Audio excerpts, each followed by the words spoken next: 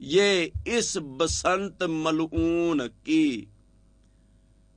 ایک اس برائی کی یہ 8ویں برائی ہے۔ اسی بسنت کی وجہ سے معاشرے میں پیدا ہونے والی 9ویں برائی یہ ہے کہ لوگ گناہ پر راضی ہوتے ہیں۔ پہلے میں نے بیان کیا فخر کرتے ہیں، گناہ پر راضی ہوتے ہیں،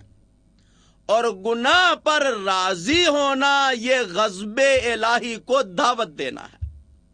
جو کون گناہ کرے اور پھر اللہ تعالیٰ سے معافی مانگے، اللہ اس کو معاف کر دیتے ہیں، اور جو گناہ کرے اور گناہ کو فخر سے بیان کرے، میں نے اتنی گڈیاں اڑائی، میں اتنے جناب اتنی گوٹے میں لگوا کے لایا ڈور کی، اتنی پتنگیں خرید کے لایا، اتنی سیڑیاں خریدی، ایک سی ڈی پلیئر کا اہتمام کیا، ایک ڈیک کا اہتمام کیا، دوستوں سے میں بندوق یا پستول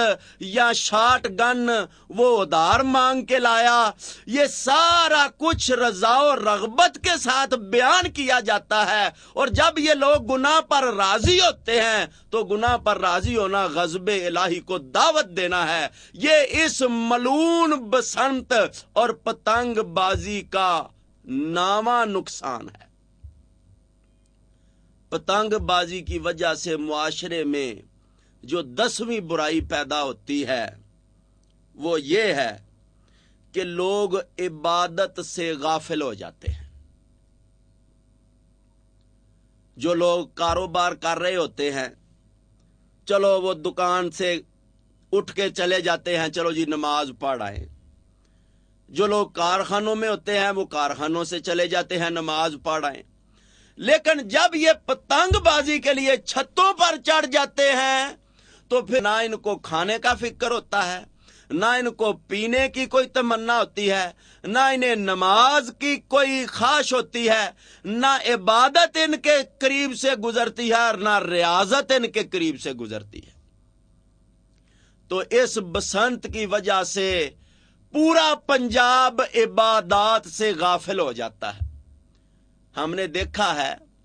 کہ جمعے کے دن بسنت آ جائے تو مسجدوں میں رونق کی کوئی نہیں ہوتی۔ آپ مسجد میں جمعہ پڑھتے وقت آپ چھت پر چڑھ کر دیکھیں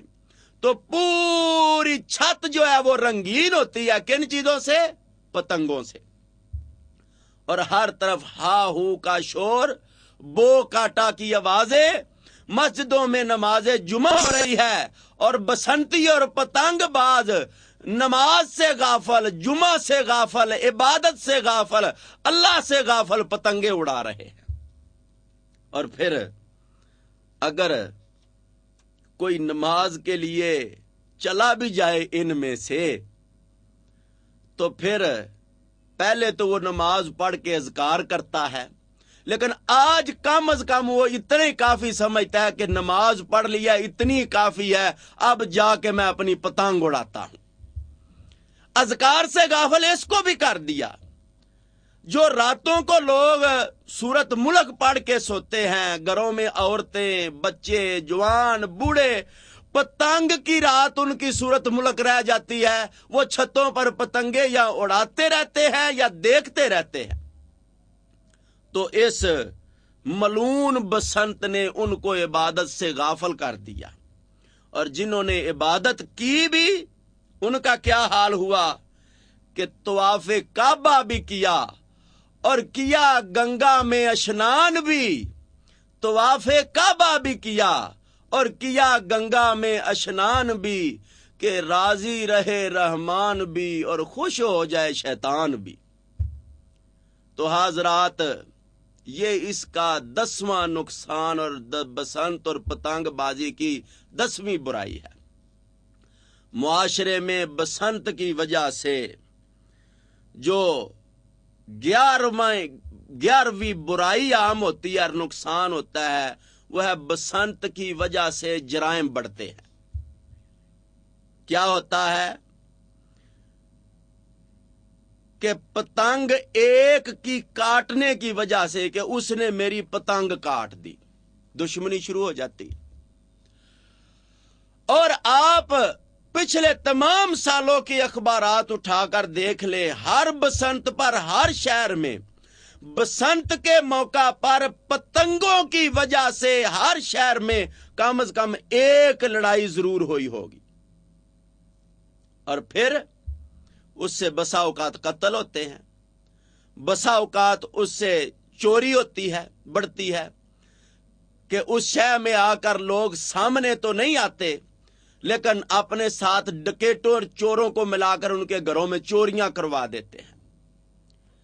और बसा औकात रास्ते में खड़े होकर उनको लूट लेते हैं, बसा औकात थप्पड़ मार देते हैं, और बसा औकात ये होता है कि बसंत दुश्मनी में आकर, बसंत से होने वाली दुश्मनी में गुड्डी उड़ाने चढ़ाने आगे बढ़ाने काटने की वजह से जो दुश्मनी शुरू होती है उसकी वजह से मोहल्लों में और शहरों में कत्ल हो जाते हैं। तो जराइम की शरह में इजाफा होता है इस मलऊन बसंत की वजह से।